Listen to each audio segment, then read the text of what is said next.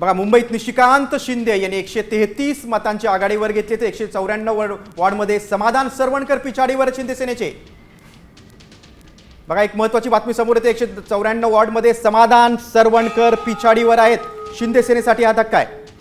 सरवणकरांचे पुत्र समाधान सरवणकर हे पिछाडीवर आहेत. निशिकांत शिंदे यांनी त्यांच्या विरोधात निवडणूक लढवली होती आणि तेच निशिकांत शिंदे 133 मतांनी आघाडीवर आहेत.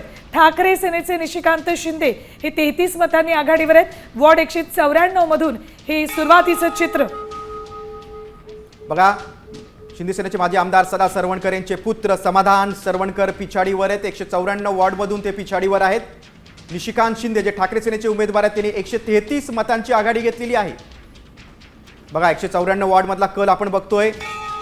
माजी आमदार शिंदे सेनेचे सदा सरवणकर यांचे पुत्र समाधान सरवणकर पिछाडीवर आहेत. निशिकांत शिंदे 133 मतांनी पुढे आहेत.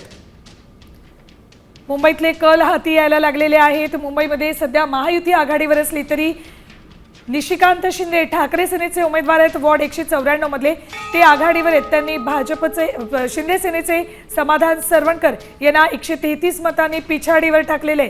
सरवणकर हे सदा सरवणकर यांचे पुत्र 194 वॉर्डमधनं निवडणूक लढवत आहेत. ते पिछाडीवर आहेत. ठाकरे सेनेचे माजी आमदार सदा सरवणकर यांचा विधानसभेला पराभव झाला होता आणि त्यांचे पुत्र आता समाधान सरवणकर हे निवडणुकीत उभे आहेत. मात्र ते पिछाडीवर आहेत. 194 वॉर्डमधून समाधान सरवणकर पिछाडीवर आहेत.